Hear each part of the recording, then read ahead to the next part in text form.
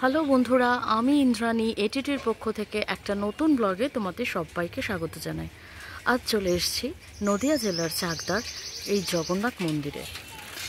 শ্রী জগদীশ পণ্ডিতের মূল পণ্ডিত এখানকার, এনার তত্ত্বাবধানেই এই জগন্নাথ মন্দিরটি প্রতিষ্ঠিত। চলো বন্ধুরা, কাল দোল পূর্ণিমা গেছে, আজ তার পরের দিন আমি এসে গেছি এখানে। মন্দিরের বাইরে এইভাবে সাজানো রয়েছে। চলো মন্দিরের ভিতরে প্রবেশ করি আর তোমাদের দেখাই মন্দিরের কিছু সুন্দর ভিডিও।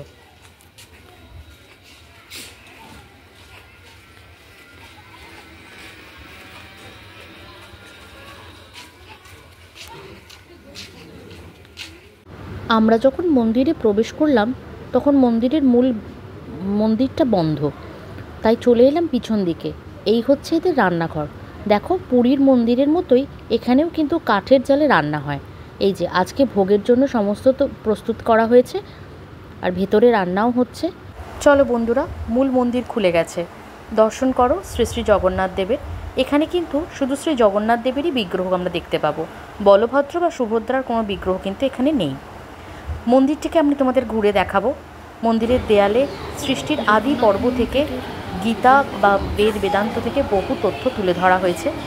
মনে করা হয় প্রসিদ্ধ বৈষ্ণব পণ্ডিত জগদীশ পণ্ডিত একবার পুরীধামে ছিলেন, তখন জগন্নাথের নবকলেবর হয় এবং এই নবকলেবরের যে পরিত্যক্ত দারু বিগ্রহ ছিল, তিনি সেই কাষ্ঠখণ্ড নিজের কাঁধে তুলে রওনা দিয়েছিলেন নিজের বাড়ির উদ্দেশ্যে। কিন্তু রাত্রিবেলা এই স্থানেই তাকে রাত্রিবাস করতে হয়।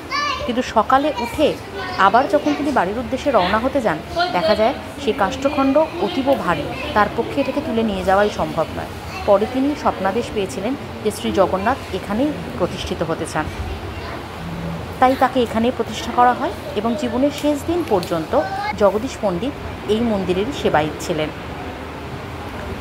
খুব সুন্দরভাবে মন্দিরটা সাজানো রয়েছে বন্ধুরা, দেখো।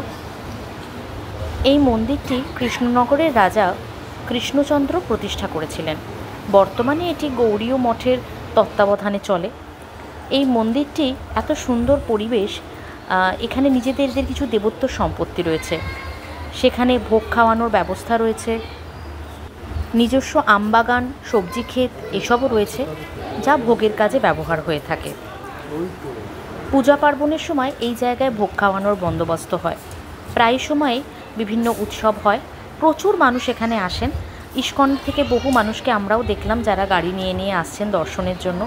ভোগ খাওয়াবার সুন্দর বন্দোবস্ত রয়েছে এবং অতিথিশালাও রয়েছে, কেউ এসে থাকলে থাকতেই পারেন।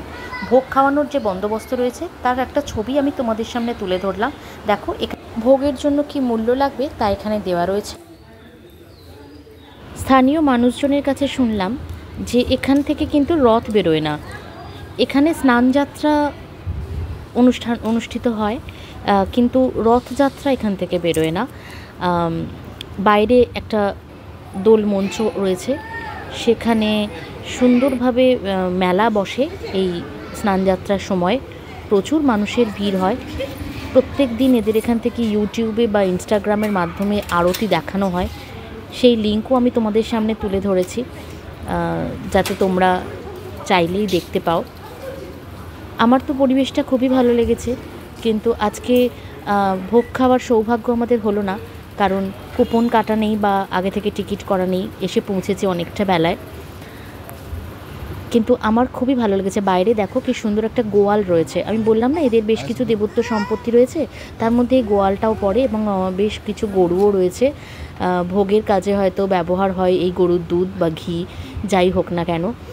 গো সেবা তো আমাদের হিন্দু ধর্মের একটা বিশেষ অঙ্গ।